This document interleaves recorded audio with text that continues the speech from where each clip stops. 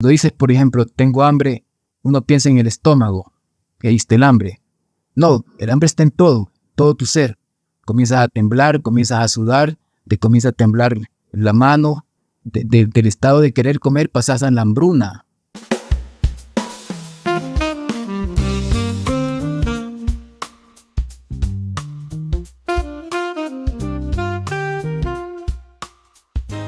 ¿Qué tal amigos? Les saluda Marcel Douglas y estoy muy contento de estar con ustedes en este segundo episodio de Vivir las Tablas. Hoy nos va a acompañar desde Ciudad de México mi querido amigo Baltasar López. Baltasar López es un director de teatro, guionista, director de cine. Tiene en su haber 2 películas, una ópera y mucho teatro. Pero antes de continuar, les pedimos que nos acompañe en nuestras redes sociales, en Instagram como @Grupo Tablas y en Facebook como Grupo Tablas Teatro and Films. También puede visitar nuestra página web www.grupotablasteatro.com y por favor suscríbase a esta plataforma de podcast.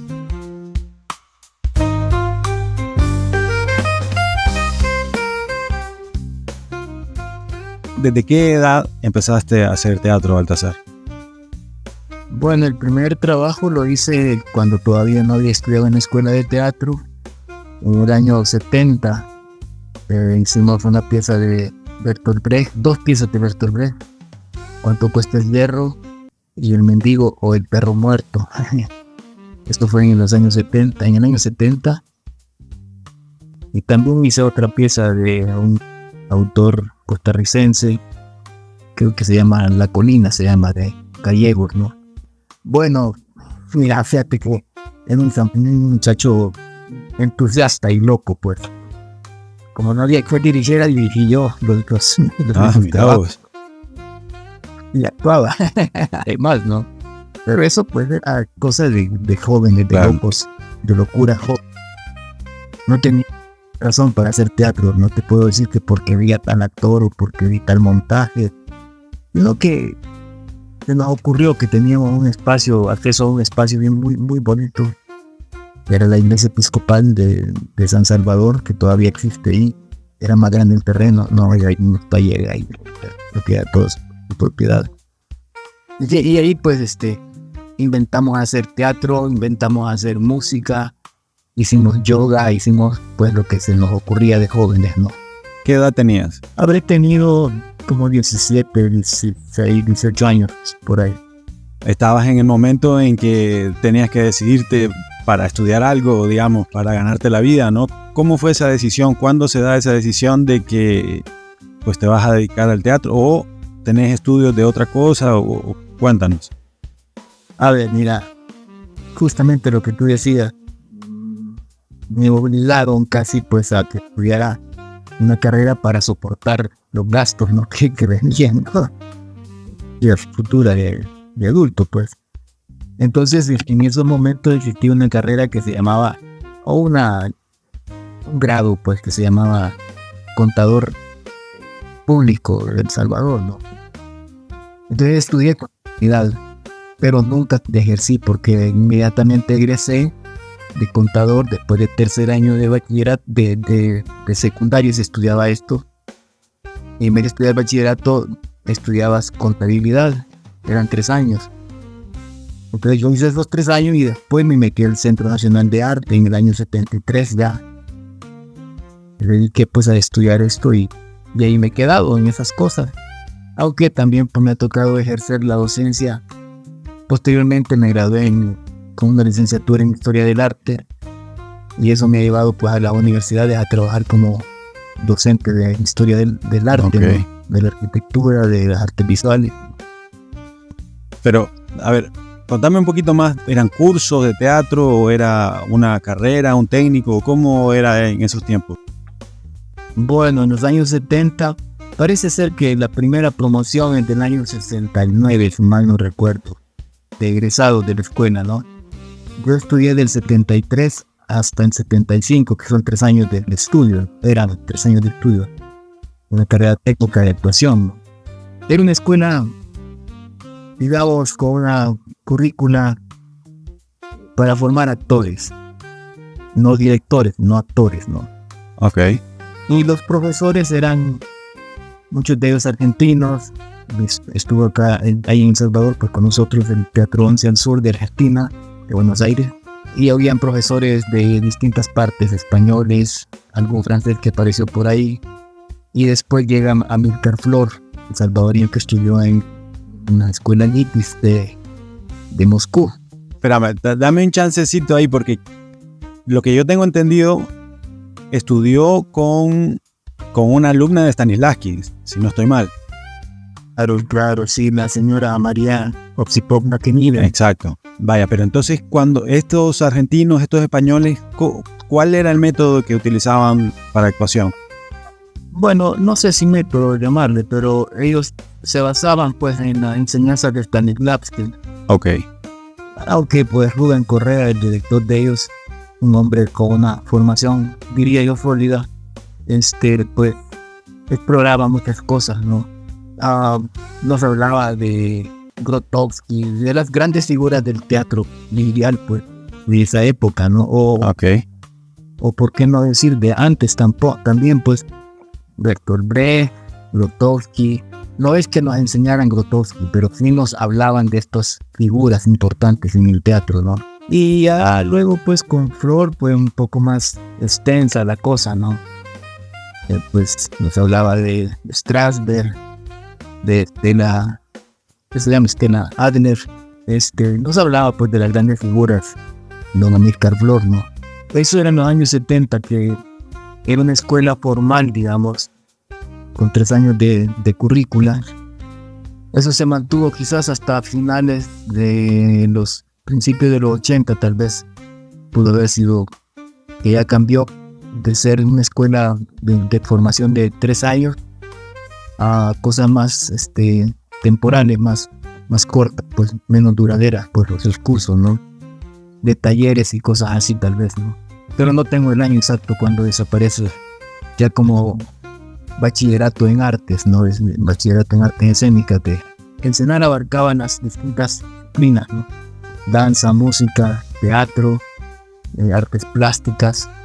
Y en artes plásticas entraba pues las diferentes subdivisiones, ¿no? Fotografía, escultura, pintura, dibujo. Tenían profesores españoles, japoneses para diferentes carreras, ¿no? Escuela de música, por ejemplo, la que sirvió como un retroalimento para la escuela, la orquesta sinfónica, porque muchos de los músicos egresados del bachillerato en música tocaban en la orquesta sinfónica. Excelente. ¿No? En ese momento, ¿te habrás cruzado alguna vez por el taller de los vagos? Por supuesto, ¿no? Con tu padre, claro que sí. Cuéntame un poquito de eso. Fíjate que justamente cuando yo comencé a hacer teatro solo, sin haber estudiado nada, a los días conocí a tu papá en una de esas días a raíz de un cierre temporal que tenía la Universidad Nacional. Llegaban a tomar café, una grulla de intelectuales, entre ellos Norman, poetas, escultores, gente mayor que yo, ¿no? Yo era el cipote ahí colado entre ellos, pues, oyéndolas, me gustaba hablar de ellos, ¿no? Y entusiasmadísimo porque amargamente yo estudiaba contabilidad en ese año, todos en esos años. Escuchaba de liberar a estos tipos, pues era un jardín de ideas, claro. ¿no? Era muy, muy rico para mí, pues, por eso es que salgo de la escuela de contabilidad y voy directamente a estudiar artes escénicas. O sea, ¿no? Que por ahí esas pláticas, esas figuras, ya te fue dando algo así como un algo adentro, un no sé qué. Sí, pues resulta que uno de los actores de Norman, Ramón Montoya, un abogado, no sé de él en los últimos años, no he sabido nada. Rubén se acercó a nosotros cuando estábamos montando estas piezas de Brecht y él echó una mano apoyándome en la dirección. Podría decir de director yo en ese entonces, ¿no? Pero pues era quizás los chamacos juegan fútbol, yo no jugué fútbol ni básquet. Teatro. Jugué teatro, ¿no? Excelente. Entonces, antes de que te vas a Nicaragua. En realidad salimos hacia México. Bueno, yo personalmente salí hacia Costa Rica con Enrique Solís. Él se quedó en Costa Rica y yo regresé a El Salvador. Luego El Sol del Río me invita como actor invitado al trabajo de ellos en México, y yo tenía montada una obra con ellos. Es decir, me habían invitado para ser el personaje del burgomaestre en la otra historia del flautista, ¿no? De Jordi Teixidor. Entonces me vine para México. Estuvimos un año y algo por acá en México. Fuimos a Nicaragua. Ellos deciden regresar casi como un año después o unos meses después. Y yo me quedo en Nicaragua. Me invitan a formar la Escuela de Teatro de Nicaragua, Escuela Nacional de Teatro, que no existía hasta este momento. Pues me meto a trabajar ahí, ¿no? Como profesor de historia del teatro, de voz y dicción y de otras materias, asignaturas que fueron agregándose a la currícula. Ahí también hiciste un grupo de teatro, ¿no? Sí, cuando se va El Sol del Río de Nicaragua, junto con un actor chileno, Sergio Bushman, un actor nicaragüense que falleció también en el COVID, durante el COVID, Javier Espinosa, que se fue a estudiar después a Moscú también al GITIS, y con otros actores que fueron apareciendo, españoles, y algún mexicano que apareció también por ahí. En fin, y esos años 80, pues estuvimos en Nicaragua.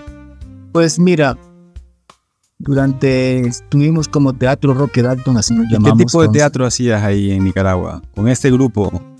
Hicimos una pieza de un colombiano, La Madriguera, Aníbal Niño, creo que se llama este hombre, he olvidado esos nombres. Hicimos una pieza infantil de dos españoles, Lauro Olmo y Pilar Enciso, El León Engañado hicimos, y El León Enamorado, ambas piezas de él. También hicimos dos cosas sobre Roque Dalton, un monólogo que lo hacía yo, y una interpretación de historias del Pulgarcito, pero una versión, pues creo que se llama El Pari, exactamente el fragmento que utilizamos como punto de partida, ¿no? Lo matizamos con otros textos de Roque, ¿no? Tal. Y también hice una adaptación, llámese adaptación, no sé cómo se le podría llamar a eso, de la novela de Manlio, Un Día en la Vida, y le llamamos nosotros Otro Día en la Vida. Y pues también hice algún trabajo de Chekhov posteriormente, con un director sueco que apareció por Nicaragua, ¿no? Mr. Floyd. Ahora, déjame que te interrumpa un poquito ahí, porque ahí se empiezan los vínculos nuestros. Ese monólogo era el de Pobrecito Poeta, ¿no? Claro. Mi querido Marcel, no me acordaba para nada, te digo que ese monólogo lo escribí en el 85 y recorrió muchas partes de Europa. El monólogo, sí, me contaste, ¿no? Compartinos lo que te dijo Sergio Ramírez, si mal no recuerdo, cuando vio la obra, me parece que la vio en Cuba, creo. No, fue en Nicaragua, ¿no? No, pues textualmente ya no recuerdo exactamente qué fue lo que dijo, pero que había quedado muy impresionado con Roque, me dijo, ¿no? Con ese trabajo. Porque tenía una simpatía en aquel momento, y no sé, ¿no? Pues, por la literatura de Roque, claro, ¿no? Y quedó muy impresionado, altamente impresionado, ¿no? Probablemente se hayan visto ellos alguna vez, pero no recuerdo eso, sí. Y me lo haya contado, pues, ¿no? Para los que nos escuchan, ese monólogo, Pobrecito Poeta, cuando regresé a El Salvador, estaba con intenciones de hacer algo, de hacer un montaje, y fui al Teatro Nacional, donde tú eras el director del Teatro Nacional, ¿te acuerdas? Ahí nos conectamos, porque, sin adelantarme mucho, la primera vez que nos vimos, según yo recuerdo, fue en la feria, cuando vos tenías el Teatro Circulante. Y después recuerdo que después de esa nuestra primera reunión, digamos, me llamaste para que habías encontrado el monólogo. Fíjate, historia muy curiosa, fíjate. Ese texto, en un momento que yo andaba por Europa, quise entrar a El Salvador. No quería llevar ninguna cosa que fuera a comprometerme con las autoridades de migración en el aeropuerto, okay, y todo eso. Entonces lo dejé en manos de un amigo danés, que a su vez él, cuando ya no encontró qué hacer con el texto, porque yo me le desaparecí, él lo llevó a Cuba y se lo entregó a la mamá de los hijos de Roque. Entonces ese texto estuvo tirado ahí en uno de sus libreras, pues y cuando llega Juan José de visita a su mamá en Cuba, la señora le dice, mira, ahí hay un texto no sé qué, no sé cuánto, que lo dejó aquí un danés y tal y tal. Y él lo agarra y dice, yo conozco a este chero. Le dice, no, está en López. Llega a El Salvador y me dice, oye, Baltasar, tengo un texto que mi mamá me dio, papá, y me contó todo el cuento. Y así fue como lo rescaté y te invité a trabajar aquí, ya recuerdo eso. Pero quizás cuando a mí me lo dieron, tuvo que haber sido como en el 92, 91 quizás. Imagínate. ¿Y cuándo es que te regresas para El Salvador? Yo me regreso en el 90. La verdad, yo iba a regresar en noviembre del 89. En ese momento estaba yo en una gira en Suecia con Leandro, y más era el otro actor, Sergio Bushman, sí, el chileno todavía, y yo pues andábamos en una gira en Suecia. Y yo iba a regresar justamente de Suecia a El Salvador, y pasó que comenzó la ofensiva final del frente, ¿no? Justamente nosotros viajamos en esos días, comenzaba la ofensiva. Nosotros viajamos de Nicaragua a Moscú para ir a Suecia. Ese día cayó el muro de Berlín. Y entonces nosotros entrando al siguiente día de derribado el muro de Berlín a Moscú, y nos pregunta el hombre que firma los pasaportes, ¿y ustedes qué vienen a hacer aquí? Si todo el mundo está yendo. Te cuento esa historia, ¿no? Y pues y ya no pude volver exactamente de Suecia para El Salvador. Tuve que regresar a Nicaragua y de Nicaragua entrar a El Salvador, pues que era un riesgo, ya sabes. Y bueno, pues ya me establecí en San Salvador, di clases en la universidad, en la Escuela de Arte de la Universidad Nacional, en la UCA también di clases. ¿Pero de teatro o de historia del arte? Historia del arte. Y luego pues monté el teatro circulante, tarima móvil que teníamos en la plataforma de un camión, un furgón. Tenía alrededor de 6 metros de ancho, como con 4 metros de profundidad, más o menos. Un escenario, pues, con alguna posibilidad de hacer espectáculos no demasiados, pero sí pues con 4, 5, 6 actores. ¿Y recorriste todo El Salvador o cómo fue esa historia? Decir todo, pues ya ves que es un país tan chiquito, y sí recorrimos buena parte del territorio nacional, ¿no? Occidente, llámese Santana, Ahuachapán, Chalatenango, también toda esa parte anduvimos. Y luego por San Miguel, La Unión, Morazán, La Paz, en fin, recorrimos pues casi todo El Salvador, no los 200 ni tantos municipios, porque era mucho, ¿no? Y eran pocos los recursos que teníamos, pues, y lo optimizamos por amor a este proceso, a esta carrera, pues de tanto me ha dado satisfacciones, ¿no? También de gustos, ¿no? Fue un momento muy lindo porque toda la gente que estaba en el circulante pues ponía gran esfuerzo para hacer las giras, y a veces pasábamos hasta 3 días fuera de San Salvador, ¿no? Eso es decir mucho porque es un país tan pequeño, como te digo. Claro. ¿Y qué tipo de repertorio era el que llevaba? Pues fíjate que cuando yo planteé el repertorio, algunos colegas hasta se pusieron a reír, ¿no? Porque lo veían como quizás ilusorio. Yo planteé que quería hacer una pieza de Ibsen. Okay. Nos metimos a hacer Enemigo del Pueblo. Recorrimos con esa pieza muchos territorios. Fuimos a lugares donde la palabra teatro no la habían escuchado, aparentemente. Me preguntaban, ¿y qué es lo que van a hacer hoy? Una pieza de teatro, ¿no? Ajá. ¿Y eso cómo es? Me decían. bueno, el escenario y ya les explicaba un poco. Ah, como película. Sí, pero no es una película, no. Y hubo un chico que nos anduvo siguiendo. Hicimos una función en un pueblo cercano al de él. Él llegó allí. Después hicimos en su pueblo y después a otro pueblo. Y él anduvo en las 3 funciones siguiéndolo, ¿no? Y decía que quería hacer de eso. Quiero hacer de eso que ustedes hacen, decía, ¿no? Y qué buena onda. Esas historias tan lindas que uno se encuentra en el qué campo. Bueno. Pero te decía, hicimos repertorio de Ibsen, hicimos 2 piezas de Chekhov, que vino otra vez este amigo sueco a dirigirnos a El Salvador, Christer Florin.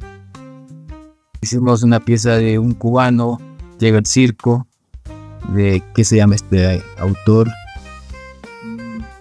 Olvido el nombre en este momento. Una pieza interesante, ¿no? Muy bonita, ¿no? Un espectáculo infantil. Hicimos 2 trabajos que yo escribí. Es decir, en el Circulante se hizo como alrededor de 7 espectáculos en total. ¿Cuánto tiempo duró ese proyecto? Del 92 al 98. Ah, un buen tiempo, un súper. 6 años sería entonces, porque del 92 al 98. Vamos, sí. Habremos hecho quizás como unas 300 presentaciones en todo el país, ¿no? No porque hayamos ido a todos los pueblos, sino porque a veces repetíamos por A o B razón. Claro, claro. ¿Alguna vez pensaste o te enfrentaste a una situación en la que te hizo valorar tirar la toalla? Muchos momentos difíciles, ¿no? A veces no tener para pagar la casa donde estábamos. Teníamos la sede del teatro. Había que hacer consultorías con otras instituciones. Yo las hacía, claro, ¿no? Y de eso pagar la gasolina, pagar lo que se le pagaba para manejar el camión, el vestuario, en fin, ¿no? A veces pues yo tenía que dar clases en la universidad y rebuscarme en otros medios para ganar algo de lana y esa lana ponerla para el teatro, ¿no? O sea, ¿nunca cobraron las entradas en el Teatro Circulante? Sí, como no, se cobraba en algún momento, algún lugar se cobraba la entrada, pero ya sabes los arreglos, pues, de que claro, cobrábamos una nada por persona. Total, pues, si entraban, por decir, 200 pesos, era muchísimo, pues, que veníamos de la guerra, ¿no? Veníamos saliendo de la guerra, ¿no?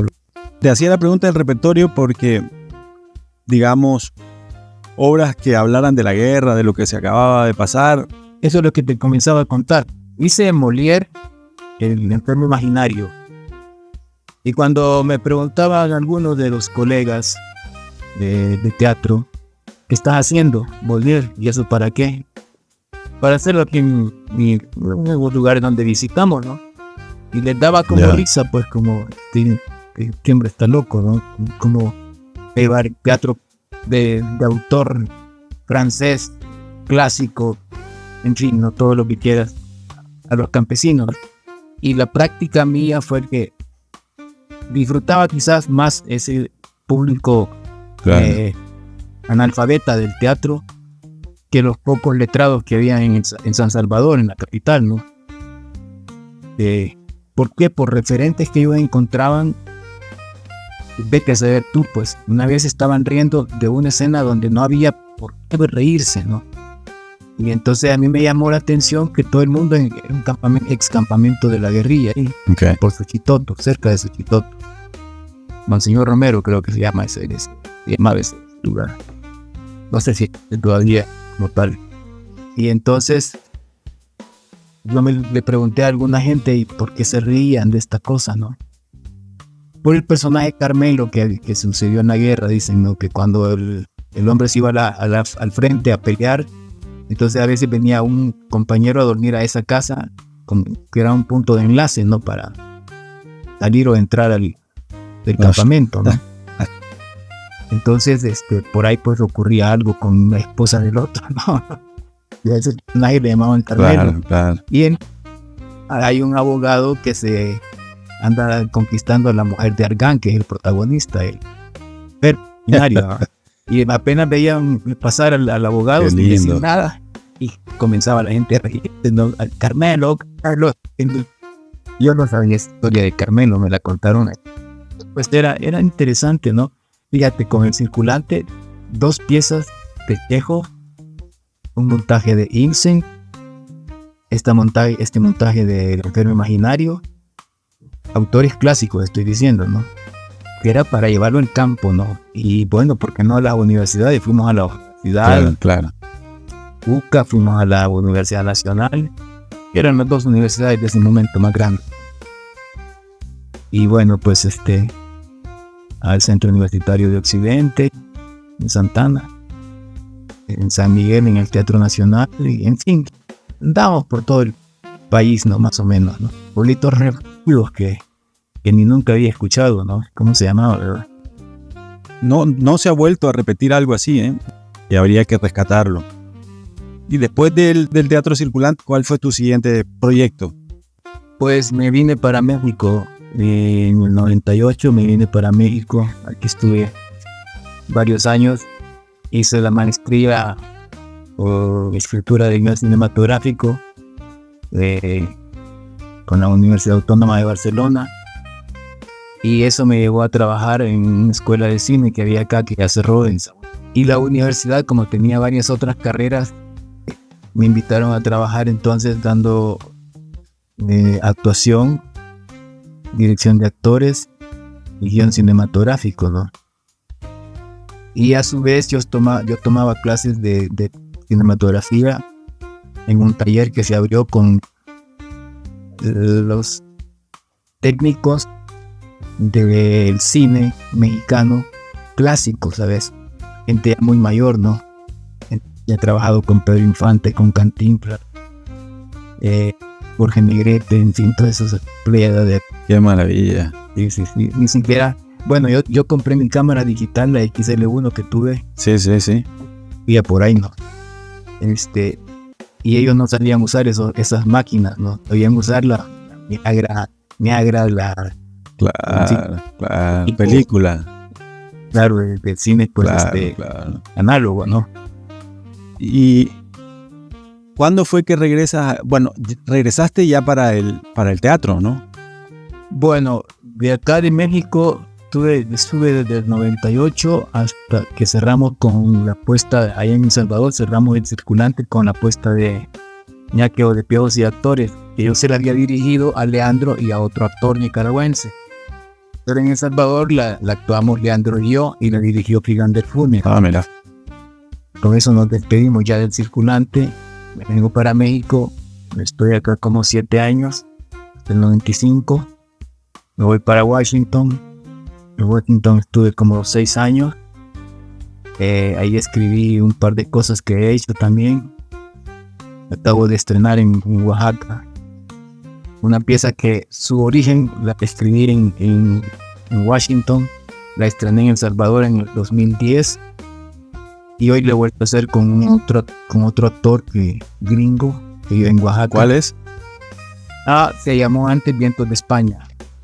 Hoy en otro nombre se llama El Náufrago o El Naufragio, ¿no? Ok. Vos sabés que en los últimos años yo trabajo pues con esto de la dramaturgia in situ, ¿no? Contadme qué es la dramaturgia in situ. A ver si lo podremos resumir. El director tiene la función en este caso de hacer la dramaturgia ex situ y acompaña al actor para que él haga la dramaturgia in situ, en el escenario. Yo trabajo después fuera del escenario con lo que el actor sugiere desde la escena, ¿no? Entonces, ¿en qué consiste el trabajo del director, para resumirlo? En elaborar una propuesta o una premisa bien estructurada, es decir, que funcione, que dé para un conflicto que vaya en crecimiento, que no sea un conflicto externo o falso que se va a resolver en 5 minutos, ¿no? Te pongo este ejemplo. Hay un gringo sentado en una banca en la ciudad de Nueva York y en esa banca duerme un indigente, como un pobre, como una suerte de indigente, pero no es un indigente, es un trabajador del campo De acuerdo. de Oaxaca, que ha llegado Ok. indocumentado a Nueva York y se ha quedado esperando a un pariente en esa banca, en un parque. Ok. Este gringo llega, se sienta en la banca y comienzan a chocar porque el gringo está hablando por teléfono y le molesta al oaxaqueño, ¿no? Que le dice, porque ahí hay más espacio, porque no se va para allá, ¿no? En fin, y se van haciendo la guerra los dos. ¿Qué es la situación del gringo? Ese día se va a entregar a la policía porque anda huyendo de un desfalco que ha hecho él en una empresa banca, agente hispana, que ocurrieron allá en algún momento en los años 80, en los años 2008, por ahí, ¿no? Más o menos. Claro. El quiebre de los grandes préstamos que hacía la gente para endeudarse a comprar una casa.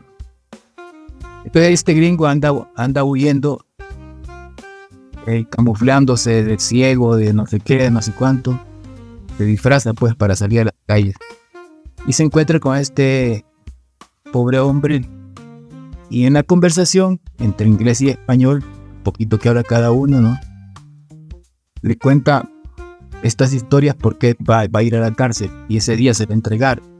Es decir, después de la tensión que hay entre ellos, se van conociendo un poco más y pasan un día súper agradable los dos, ¿no?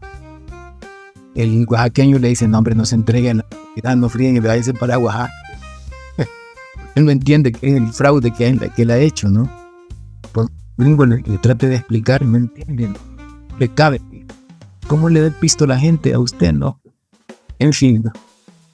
Y tal, pues. Pero entonces, pero eso, vaya, vos planteaste en este ejercicio, digamos, planteaste la situación, la circunstancia de los dos personajes. Vos vas a la cárcel este día, tú estás sin tu familiar esperando.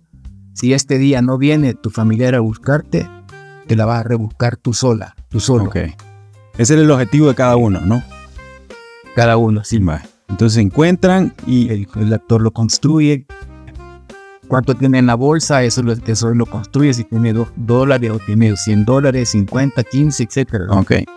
Pero vos les das una meta, es decir, ¿dónde van a llegar con la historia?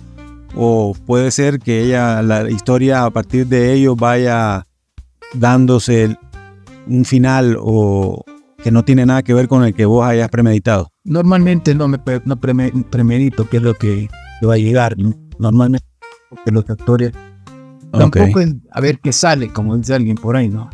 A ver qué sale en el escenario, hagamos a ver qué sale, ¿no? Tampoco, no es un aventurerismo así, ¿no? Sino aventurado, ¿no? Por ejemplo, ¿has desayunado? Le preguntó al mexicano. No he desayunado. ¿Tiene dinero para desayuno? No, tengo $1, ¿no?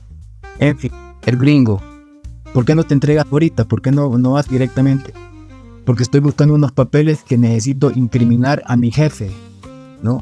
Y este día he quedado de ver a un abogado que me va a defender y va a contraatacar a su jefe, etcétera, etcétera. Y los están tensos por todos lados, te das cuenta. Los dos están en situación de grave riesgo. ¿Qué hacer para que no me metan preso si soy indocumentado? ¿Qué tengo que aprender aquí? Es decir, en un terreno que no conoce, que no sabe, que no maneja el idioma, que no tiene dinero, que no entiende lo que la gente le dice. Okay. Y el gringo nunca ha estado preso, nunca ha entrado a un centro de detención. Está cagado de miedo, pues. Y esto es lo que va fomentando y permite que los personajes choquen entre ellos, ¿no? En un momento deciden, pues, mira, como yo me tengo que entregar y tal, vamos a conocer la ciudad un poco, ¿no? Y se van conociendo, enseñándole él la ciudad de Nueva York al oaxaqueño, ¿no? Y pasan cosas ahí, ¿no? Se suben a un elevador de no sé cuántos pisos, de 70 pisos, ¿no? Y el oaxaqueño está en un elevador en su ciudad, ¿no? Dentro de la dramaturgia in situ, vos le vas a marcar por ejemplo, cuántos momentos o cuántos giros o también que se vaya desenvolviendo o ya sabes que, bueno, por ejemplo, se conocieron, luego si digamos que ese fue el primer punto, ¿eh? Luego viene el segundo, sería cuando suben el ascensor y el miedo, ¿no? O sea, ¿cuántos giros vos pensás que le vas a dar a cada narración? aquí pues valga decir que la maestría me ha servido de mucho en ese sentido, ¿no? Porque no te podría decir necesariamente o esquemáticamente cuántos giros o en qué momento hacer el giro, ¿no? Porque lo que yo creo es que tiene que pensar teatralmente el actor y el director. Es decir, no quiero conflictos estériles o conflictos espontáneos, quiero conflictos que puedan permitir crecer en el escenario. No te pego de trompada porque me pega otra y ya pues nos solucionamos la paz, ¿no? En fin, pero sí te puedo quitar el trabajo, por ejemplo, ¿no? Sí te puedo echar preso porque eres trabajador y creo que me has robado. Y eso pues te va a meter en problemas con la autoridad, con tu familia, con tu moralidad, tu honorabilidad, etcétera, ¿no? Un individuo que está bien posesionado y hay amenaza de que lo echen de su trabajo, pues imagínate el conflicto que va a haber ahí, ¿no? Claro. Y ya estos pues son varios trabajos que he hecho, ¿no? Tanto en talleres con estudiantes como con gente que se dedica a este oficio, ¿no? Hice, por ejemplo, Izquierdo y Derecho, que es otra de estas historias.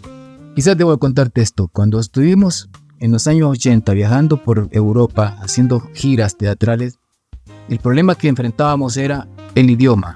Si íbamos a Suecia, Noruega, Dinamarca, Alemania, Francia, pues no hablan español, no, hablan sus idiomas. Entonces no podíamos llegar contándoles un rollo de palabras que nadie iba a entender. O que si acaso 10 personas del público lo podían medio entender, pero los demás no. Entonces había que crear historias potencialmente activas, ¿no? En ese entonces no existía quizás la palabra de teatro físico como hoy existe, ¿no? Claro. Teatro físico, porque había que moverse en el escenario, jugar la escena y que la gente lo entendiera por la acción y no por lo que decían los personajes. Entonces hice, por ejemplo, radiografías. ¿De qué se trataba? De un hombre que tiene solo el brazo derecho y otro que solo tiene el brazo izquierdo, sentados en una banca y el escenario un basurero. Me preguntaron en Suecia, en la escuela de actuación de Gotemburgo, ¿no? Una ciudad que tiene una escuela de teatro muy buena. Hicimos una función ahí. Y me preguntaron, ¿y esta historia tiene que ver con la Segunda Guerra Mundial? ¿O con qué? Imagínate. No, con El Salvador tiene que ver de alguna forma, pues. Izquierdo, derecho, en fin, ¿no? Y el basurero, pues, era la destrucción que había del país, ¿no? De la sociedad.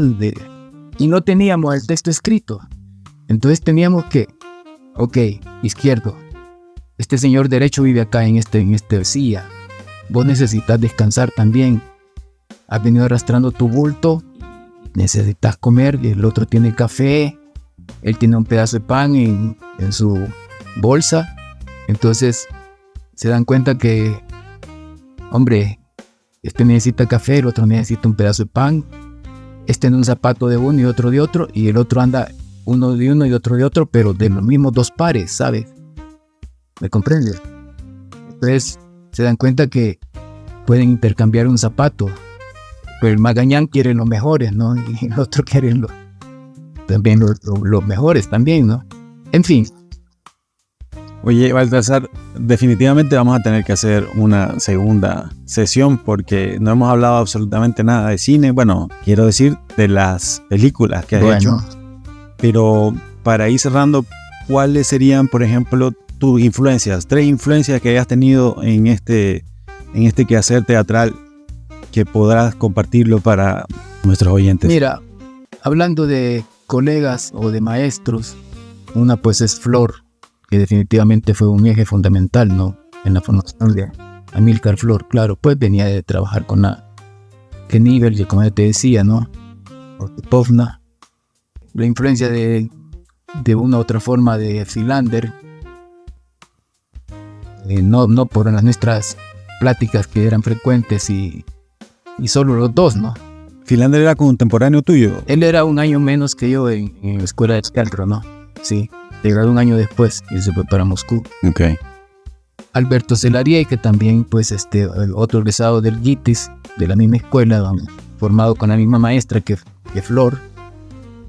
Con ellos tres he trabajado, pues, digamos que vienen de la escuela rusa, ¿no? Luego tuve una influencia muy importante para mí, determinante. Trabajé 3 meses en un taller con Alain Goutré, que murió hace como un par de años, tal vez, francés, de la escuela de Jacques Lecoq. Qué genial. Especialista el tipo en clases de payasos, ¿no? Del clown teatral, ¿no?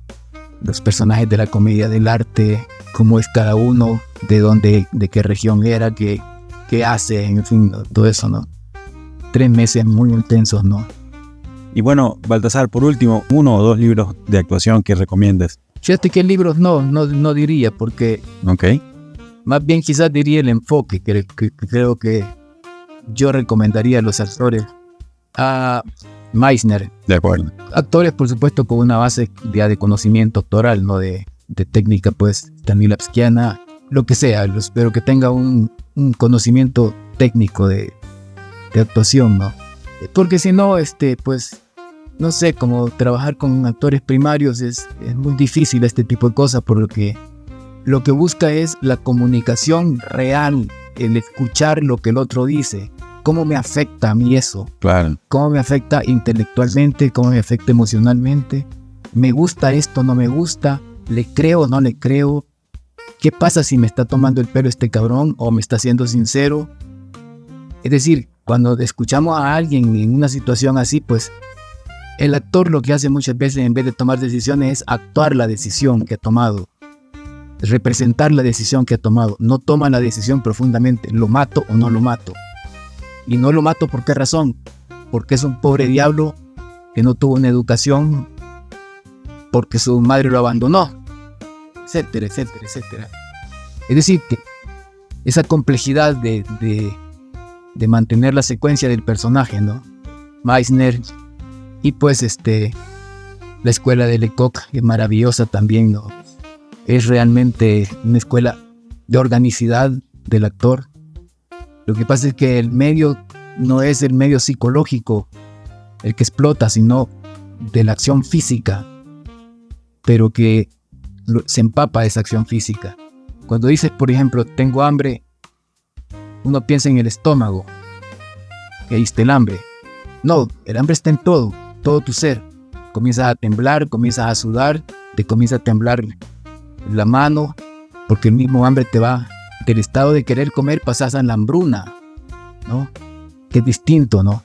Entonces, cuando tenés hambre con las patas, tenés hambre en la cabeza, tenés hambre en la nariz, no en la panza, ¿no? Definitivamente. Bueno, Baltasar, ha sido un placer. Definitivamente va a haber segunda parte, quizás una tercera parte. Te agradezco mucho, te mando un abrazo y hasta la próxima. Gracias, mi querido Marcel, gracias, te agradezco mucho a ti también. Abrazo, man. Y así llegamos al final de nuestro episodio de hoy.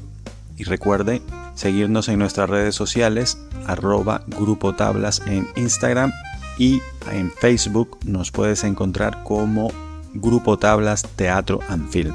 Será entonces hasta la próxima. Chao.